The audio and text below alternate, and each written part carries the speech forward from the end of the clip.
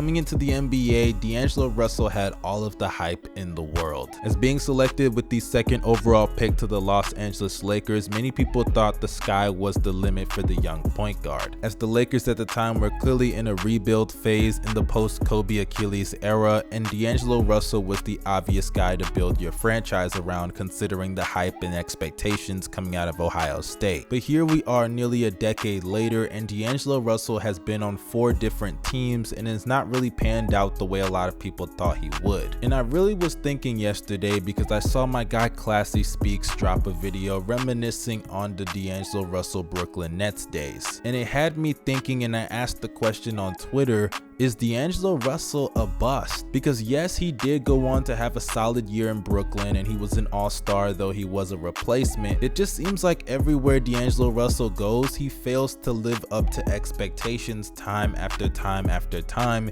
even when the expectations are lowered consistently. And in today's video, we're going to go over the career of D'Angelo Russell and where things really went wrong. And at the end of the video, we're going to answer the question that is probably on a lot of you guys' minds since I asked it, and that is if D'Angelo Russell is a bust. But before we go any further with this video, if you are not subscribed, what are you doing? Hit that subscribe button and press that bell for post notifications. Thank you to all of my subscribers out there. Just saw yesterday that we hit 65,000 subs. It's because of you guys that I'm at this point on YouTube. But without further ado, let me not waste you guys' time pubbing myself. Let's get back to the topic of discussion and talk about D'Lo. When D'Lo came into the NBA, there were a lot of things that scouts were happy about. He had a 6'9" wingspan, and that's always a plus on the defensive end in the NBA. He had a nice quick jump shot that many people thought would easily translate to the league. But the main thing that many people raved about was his vision and passing ability. As when you watched him at Ohio State, this guy was making passes you would not believe. I'm talking some full court passes, some passes in the half court that were insane to think about, no looks, behind the backs, through the legs. D'Lo was doing it all in ways you could not even imagine, and that led into the wacky comparisons of Manu Ginobili and Brandon Roy. But to be fair, even I fell into some of that trap, because I did think he had some Ginobili in him, and I saw some Brandon Roy as well. I mean, the guy had a real feel for the game. You had to just be there to watch him at Ohio State. So naturally, people thought that when he came to the Lakers, his feel for the game would be one of the easiest things for him to translate to the pro level. But unfortunately, it just didn't really pan out that way in his rookie season, because as a scorer, he struggled to beat his man off the dribble consistently. His handle was very weak at the time, and he couldn't even apply rim pressure, as even when he got there, he shot below 74% at the free throw line. And to top that off, defensively, he was atrocious. I have to say, he was one of the worst starting point guards on the defensive side of the ball. And all of his offensive weaknesses damaged what a lot of people thought was going to be a for sure thing coming into the league, which was his ability to play make primarily in the half court. I mean, when you look at the sheer numbers, averaging 3 assists to 3 turnovers is not a good turnover to assist ratio, but he consistently struggled to play make out of the pick and roll at the time, and I thought that was going to be a given coming into the league for him. His late game decision making was pretty poor. He would take bad shots at just the wrong times, turn the ball over, and I'm talking about banana peel turnovers in late game situations. And just overall, D'Lo didn't look like the point guard that I think a lot of people expected him to be. But I remember at that time, many people were making excuses because the Lakers were 17-65, I believe, that year, and many people said, hey,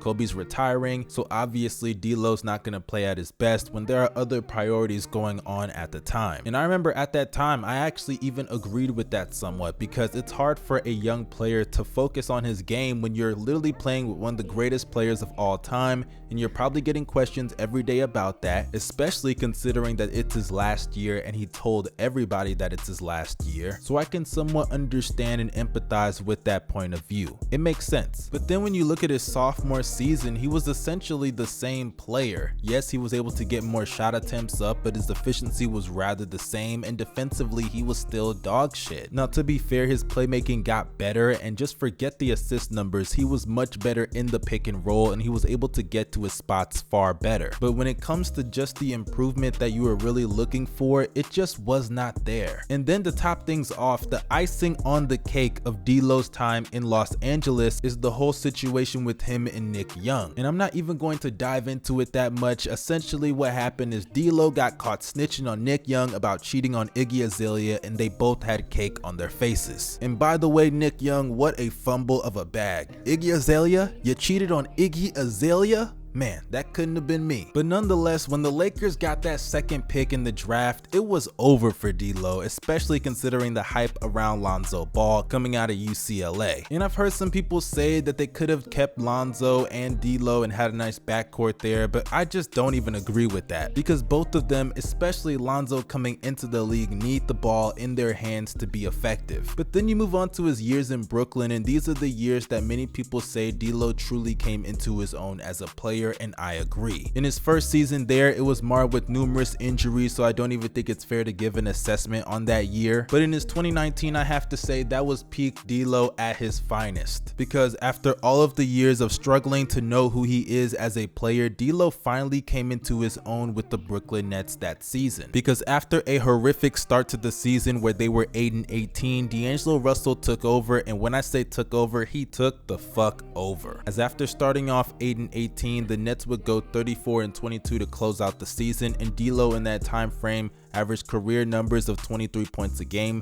8 assists and 4 rebounds, shooting 44 to 45% from the field, 37% from 3, and 80% at the free throw line. And if you watch the tape, D'Lo really found himself as a player, as he became one of the better pick and roll ball handlers in the league. He would get to his spots in the mid-range and was deadly, I have to say. And even as a playmaker, this was peak D'Lo at his finest. Like I said, he was great as a pick and roll ball handler, but in the half court as a whole, he was amazing. And though defensively he did have help from numerous players around him, offensively he was definitely carrying and shouldering some of the load at times in the season, as numerous teammates such as Spencer Dinwiddie and Caris LeVert, primarily Caris LeVert I should say, missed extended periods of the season due to injury. And it felt like damn near every single game D'Lo was coming up big with clutch shot after clutch shot after clutch shot. I mean, I still remember the game he had against the Lakers where he had 21 points and 13 assists along with 4 steals, where he not only beat them, but he eliminated them from playoff contention officially. Talk about sweet revenge. D'Lo definitely got it that day. But unfortunately, that's really where it ends for D'Lo's peak, because later that year in the offseason, the Nets decided to part ways from D'Angelo Russell, trading him to Golden State in exchange for Kevin Durant, and they would add Kyrie Irving to the mix,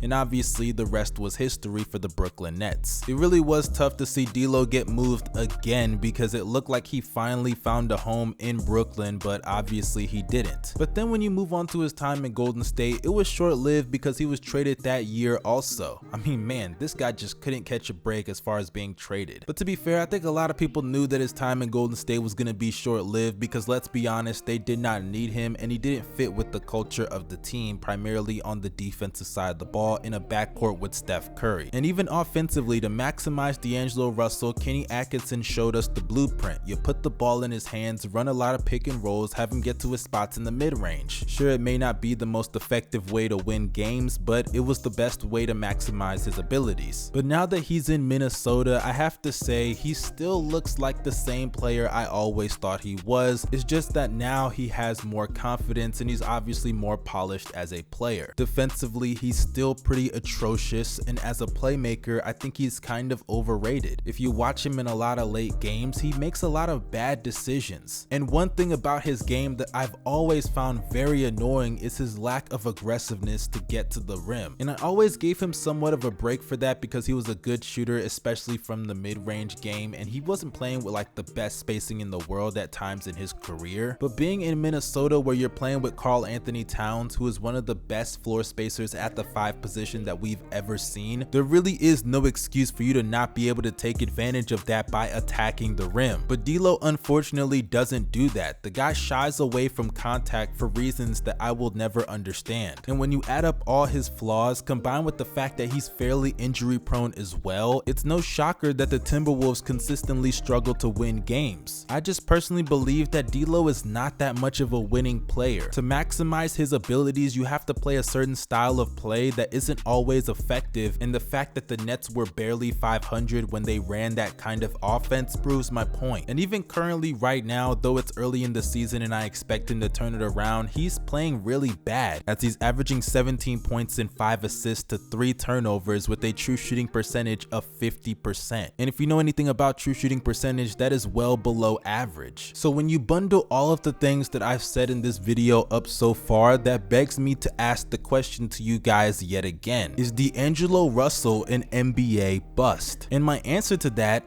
is yes, because unfortunately, even though D'Lo was a good player at his peak, I think a lot of people need to understand being a bust is about how you stack up to your expectations. And D'Lo has completely bombed his expectations. Let's forget the Brandon Roy, Penny Hardaway, and even the Manu Ginobili comparisons. Let's forget that right now. As a scorer, he has not reached the level that many people thought he was going to reach. Even as a jump shooter, I would say he's underachieved in that category. As a playmaker, though he is decent, he is not the playmaker that many people thought he would be coming into the league. People thought he was going to be a generational passer. Yeah, that went out the window as soon as he stepped foot in the NBA. And as a player, he has yet to prove that he can play winning basketball consistently. And I'm a big fan of D'Lo. I loved him at Ohio State, and I still remember the year that he had in Brooklyn. It was one of my favorite years to watch, honestly. But if I'm facing reality, the reality is that D'Lo completely bombed all expectations, and I have to say he's kind of a bust. Now, am I saying he's on the level of Andrew Wiggins or even Anthony Bennett? No, he's not even close to that. But when you're talking about guys that severely underachieved and didn't live up to expectations, D'Angelo Russell fits the bill perfectly. But you guys, let me know what you think in the comment section about D'Angelo Russell's career. I'm sure a lot of you guys may disagree, so let me know down below. And do not forget to drop a like on this video if you enjoyed it, subscribe to the channel, and follow me on social media. I just made my own TikTok account, so make sure you guys go and follow me. The links are down below for all of my social media. But this is your boy Young Mustard signing out. Y'all stay safe and have a blessed day.